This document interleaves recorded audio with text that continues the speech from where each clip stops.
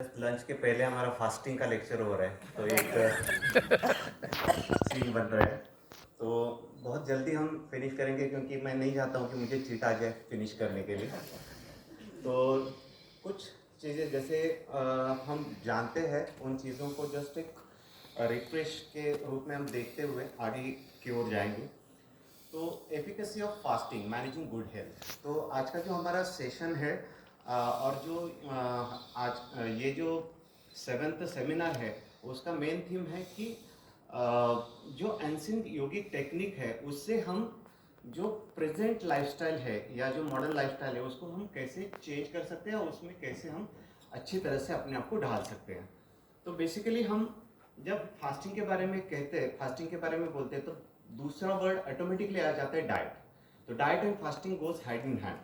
तो डाइट के बारे में हम पहले देख लेते हैं कि यहाँ पर आप देख सकते हैं कि जो हम डाइट लेते हैं वो डाइट बेसिकली 3 मेजर चीज़ों के लिए शरीर में काम आता है। फर्स्ट, जो हमारे शरीर में जो भी एक्टिविटी हो रहा है उसके लिए एनर्जी प्रोड्यूस करके देना। दूसरा, जो सेल्स एंड टिश्यूज हर सेकेंड हमारे शरीर से जो डैमेज हो रहे हैं, क्योंकि एजिंग प्रोसेस हमारी सेकेंड बाय सेकेंड चलती रहती है, उसमें लाखों सेल्स हर सेकेंड में डेड हो रहे हैं, उनकी एक सेल्फ लाइफ होती है।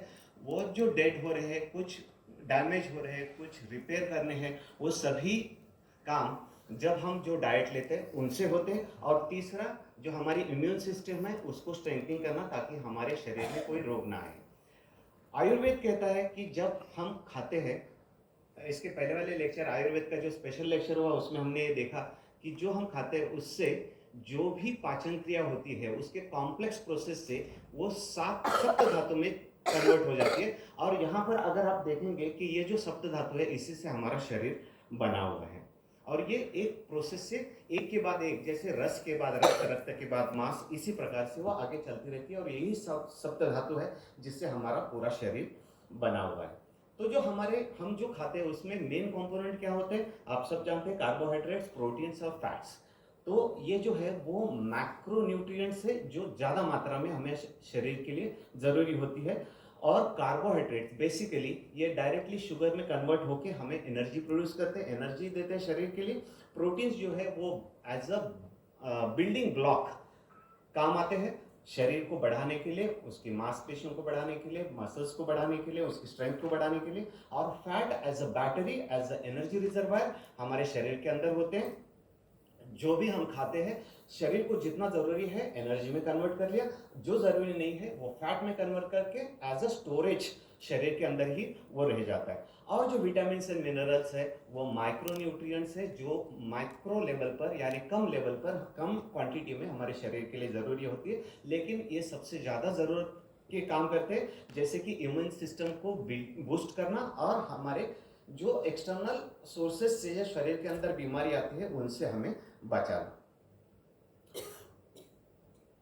ये एक स्टैंडर्ड फूड पिरामिड है कि हमें किस टाइप का फूड कितना खाना चाहिए। तो बेसिकली यहाँ पर देख सकते हैं वेजिटेबल फ्रूट्स हमें हमारे जो डेली डाइट की प्लेट होती है उसमें सबसे ज़्यादा रखना है, जहाँ से हमें कार्बोहाइड्रेट्स, फैट्स और प्रोटीन्स अच्छी तरह से मिले। नट्स है, वहाँ से हमें फैट और प्रोटीन्स मिलते हैं। उसके बाद डेयरी प्रोडक्ट्स है, और सबसे टॉप में आप अगर देखेंगे तो ये स्वीट प्रोसेस्ड फूड है जिसे हम फास्ट फूड या जंक फूड भी कहते हैं। तो इसकी मात्रा जो है वो बहुत कम रखी गई है। बाकी सभी चीज़ें जो शरीर को उसकी मात्रा में ज़रूरत है उसी मात्रा में उस ट्रायंगल के अंदर फिट की हुई है।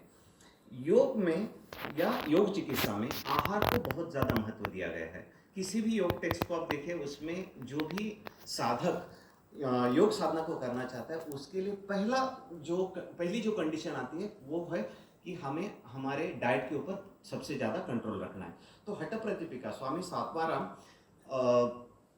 आहार के बारे में कहते हैं कि सुस्निग्ध मधुर आहार चतुर्थांश विवर्जिता, यानी आहार किस तरह से होना चाहिए, सुस्निग्ध यानी करेक्ट सही मात्रा में उसमें स्निग्धता होनी चाहिए, यानी ऑयली कंटेंट जो है या ये घी का कंटेंट है, घी हम लोग यहाँ पर कंसिडर करते हैं स्निग्धता के लिए, उसकी सही मात्रा हो, मधुर हो यानी वो जो आहार हो वो मधुर की कैटेगरी में हो, और चतुर्थांश विवर्जिता, यानी अगर हम पेट के 4 भाग करें तो उसमें से 2 भाग जो है वो सॉलिड फूड के लिए, 1 भाग लिक्विड फूड के लिए और 1 भाग आकाश तत्व के लिए, यानी एम्प्टी रखना है, ताकि पेट के अंदर जो पेरिस्टेटिक मूवमेंट है उससे वो फूड पूरी तरह से मूवमेंट हो, पेरिस्टेटिक मूवमेंट हो और डाइजेशन प्रॉपर हो।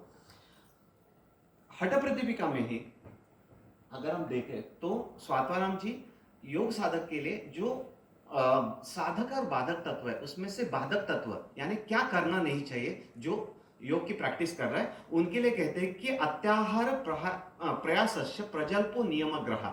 तो अत्याहार